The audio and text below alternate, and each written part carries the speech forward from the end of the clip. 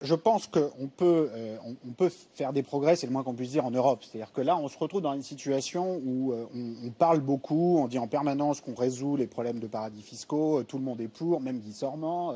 Mais sauf qu'en fait, on ne fait rien en réalité. Ce qu'il faut bien comprendre, c'est que c'est le système institutionnel européen lui-même, constitutionnel presque, qui l'empêche. C'est-à-dire que quand on érige en principe quasi constitutionnelle la règle de l'unanimité sur les questions fiscales, ça veut dire que dès le départ, un pays comme le Luxembourg ou chaque autre pays peut dire « Ah très bien, parlez autant que vous voulez, mais nous, dans notre coin, on fera autre chose et vous ne pourrez rien dire ». Donc tant qu'on n'a pas la possibilité sur un plus petit noyau de pays de pouvoir prendre des décisions à la majorité, il n'y a juste aucune chance que cela change. Et donc, il faut aller, c'est une question, vraiment, les institutions démocratiques, ou plutôt l'absence d'institutions démocratiques au niveau européen, qui produit cette situation. Frédéric Lordon, qu'on n'a pas entendu depuis un moment. Mais en réalité, on peut toujours invoquer des solutions européennes, ou alors, quand on a plus d'ambition, carrément des solutions mondiales, etc. À ceci près qu'il faut se poser la question de leurs conditions de possibilité. Je veux dire, pour que des institutions soient efficientes, il faut qu'elles soient adossées à des communautés politiques constituées. C'est de ces communautés politiques constituées, c'est de cet adossement que des institutions tirent leur force exécutoire. C'est bien parce qu'il n'y a aucune communauté mondiale, par exemple, que l'ONU est une institution sans force. Et c'est bien parce qu'il n'y a aucune communauté politique mondiale véritable que l'impôt mondial sur le capital en Europe. Est une vue de l'esprit. Alors, comme tu as d'ailleurs l'honnêteté de le reconnaître. En Europe, mais des raisons très profondes également s'opposent à ce que, pour l'heure, une communauté politique véritable, européenne, intégrée, constituée, soit à l'œuvre. Ça, c'est très conservateur de dire ça. Non. Laissez-le terminer. Un instant. Il faut se rendre compte que une démocratie européenne instituée n'est pas seulement l'effet d'un jeu de mécanos constitutionnels formels. Les constitutions sont des dispositifs formels, mais qui requièrent un certain nombre de conditions de possibilité, et en particulier le fait qu'il existe un sentiment commun d'appartenance qui permette de rendre opératoire la loi de la majorité. La loi de la majorité, c'est que lorsqu'une minorité a le dessous, elle s'y plie, n'est-ce pas ? Il faut que le sentiment... Il y a rien de naturel dans ce sentiment d'appartenance. Mais ça se construit historiquement. Oui, voilà, absolument. Mais ne soyons pas conservateurs. Non, mais il s'agit ni d'exclure qu'un sentiment d'appartenance européen se constitue, ni de le présupposer déjà là. Il faut se situer quelque part entre les deux. Avançons donc. Oui, mais avançons, mais je veux dire, l'appartenance politique est quelque chose qui ne se décrète pas. Ce n'est pas l'effet d'un constructivisme comme ça. Voilà. Les communautés politiques sont des productions d'une histoire longue. Comme vous le dites d'ailleurs dans votre livre, qui est très intéressant, vous dites qu'il n'y a pas de sentiment naturel de proximité des gens de l'Île-de-France par rapport aux gens du Limousin. C'est quelque chose qui se construit à travers des institutions, des règles. Eh bien, moi, je pense qu'entre des jeunes Portugais ou des jeunes Grecs ou des jeunes Italiens ou des jeunes Français, il est possible de développer par de meilleures institutions un sentiment et une existence effective de solidarité. Et c'est pour ça que les institutions sont importantes. Et la façon dont on organise... Donc, moi, la seule chose avec laquelle je me sens en désaccord avec vous, c'est que je trouve trop pessimiste. C'est-à-dire que vous vous dites, on ne peut pas, il n'y a pas de sentiment d'appartenance, et quelque part, c'est presque une vision de la nation assez conservatrice, où on ne peut rien, on peut pas dépasser. Je pense qu'il est possible de la dépasser, et dans tous les cas, il faut essayer et mettre des propositions sur la table, constater éventuellement que certains pays n'en veulent pas, mais tant qu'elles ne sont pas là, conclure que tout ce qu'on peut faire, c'est sortir. Sortir de l'euro, sortir de l'Europe. Je trouve que c'est quand même très pessimiste, sans même avoir fait des propositions permettant de voir si, avec les Italiens, les Grecs, les Portugais, on peut... Là, il parle de la malfaçon quand il cite votre livre. Il faut poser le problème complètement. L'histoire atteste qu'on a pu faire des peuples de peuples, que des peuples ont pu se rassembler pour faire des peuples de rang supérieur. Toute l'histoire de l'unification allemande, de l'unification italienne, et même de la formation de la nation française, est là pour en témoigner, n'est-ce pas? Mais il faut voir selon quel processus. Ces unifications nationales se sont faites sous l'égide d'un constructivisme étatique, car c'est l'État qui a été l'instituteur et le constructeur de la nation, qui a recouru à des procédés extrêmement brutaux. Je veux dire, pour rassembler de l'hétérogène dans une communauté politique à peu près homogène, on a passé le bulldozer sur toute une série de diversités linguistiques, culturelles, métrologiques, etc., etc. Et ça a été des processus extrêmement violents en vérité. Le constructivisme étatique de la nation est violent. Et il a procédé par des moyens qui ne nous sont plus accessibles, Dieu merci. Là, vouloir faire une menace sans État, c'est encore plus violent. Une seconde. Il faut donc se poser la question des ressources politiques par lesquelles on pourrait constituer un peuple européen. Et il faut surtout se poser la question pratique de savoir à quel horizon temporel. Nous avons une expérience en cours historique, dont je ne connais pas exactement les résultats, même si je suis plutôt pessimiste, qui est l'expérience grecque. Je veux dire, le peuple grec est dans l'urgence, il est dans l'urgence humanitaire. On ne va pas lui reprocher de céder au repli nationaliste s'il entreprend de sortir de l'euro, ce qui n'est pas acquis d'ailleurs, mais s'il l'entreprenait, on ne pourrait pas lui faire ce reproche au motif qu'il ne jouerait pas le jeu européen, de la constitution du peuple européen, etc. etc. Donc c'est une bien belle chose d'en appeler à la constitution des communautés européennes, mondiales, etc. Mais la question c'est dans quel horizon temporel? Alors en général, les gens qui soutiennent ce genre de position sont parfaitement installés dans leur situation matérielle et ils ont le temps d'attendre que le processus prenne 20, 30, 50 ans. Ça ne leur pose pas de problème. Je voudrais simplement rappeler le tragique destin de l'Europe sociale, ce gros lot qu'on nous agite sous le nez depuis maintenant bientôt 25 ans.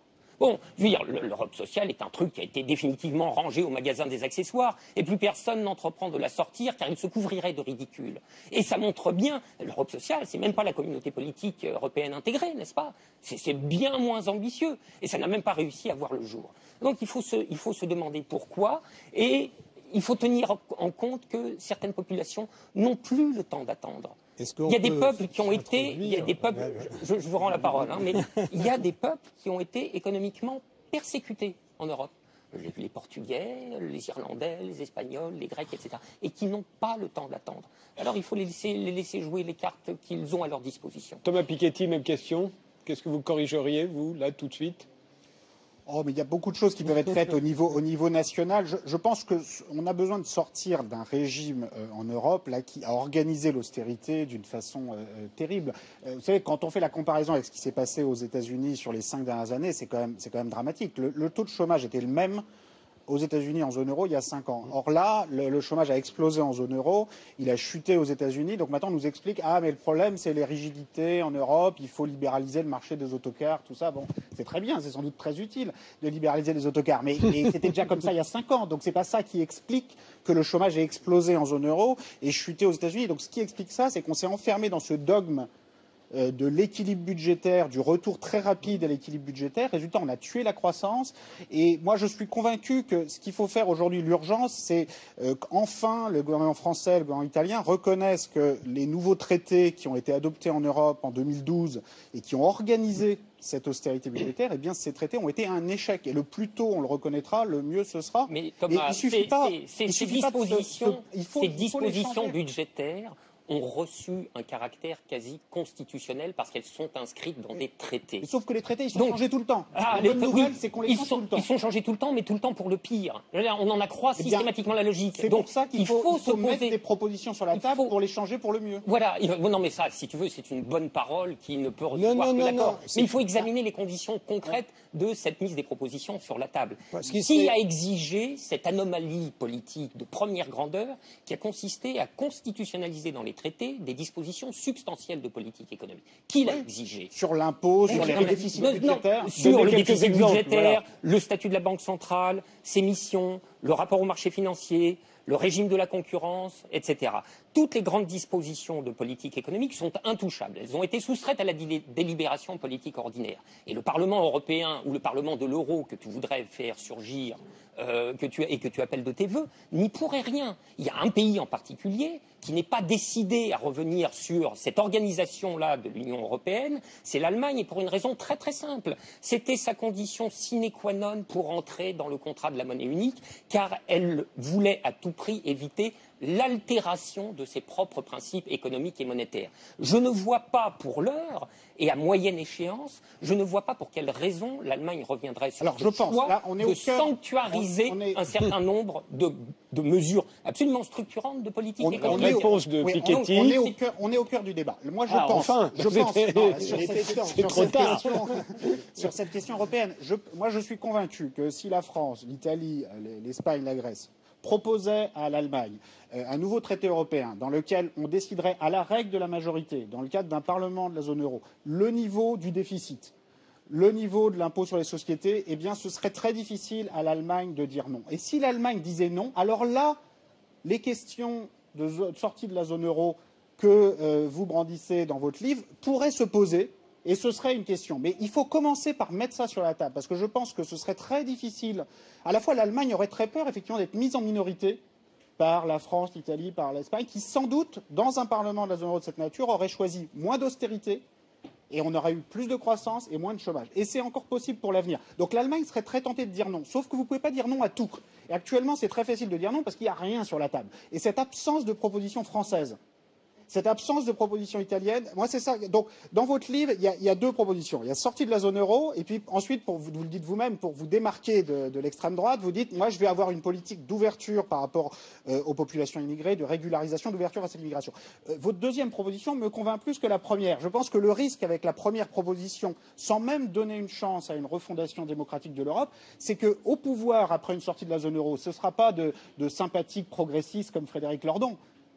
Ce sera plutôt, oui, mais ce sera plutôt la droite de la droite qui, dans le scénario d'une sortie, dans le scénario d'une course nationaliste, vous déchaînez des énergies nationalistes en Europe, mais vous êtes un apprenti sorcier, vous vous rendez pas compte. Je pourrais vous retourner exactement le compliment, car moi je crois que c'est précisément d'abandonner le thème de la sortie de l'euro au Front National qui nous garantit que si jamais un jour les populations finissent par envoyer des ruades et tout cul par-dessus tête, alors là, oui, le Front National sera le seul à ramasser la mise, et la sortie de l'euro, si elle doit s'effectuer, s'effectuera dans les pires conditions. Je dois dire que mon anticipation d'ailleurs, c'est que le Front National parviendrait-il au pouvoir, qu'il ne ferait pas la sortie de l'euro. Mais on ne peut pas abandonner au Front National, thème après thème, sinon j'ai l'habitude de dire qu'on va se retrouver à poil dans un tonneau à bretelles. On leur abandonne la critique de la finance, on leur abandonne la sortie de l'euro, on leur abandonne la condition ouvrière, Marine Le Pen a même dit les mots lutte des classes, et alors on déserte de tous ces thèmes.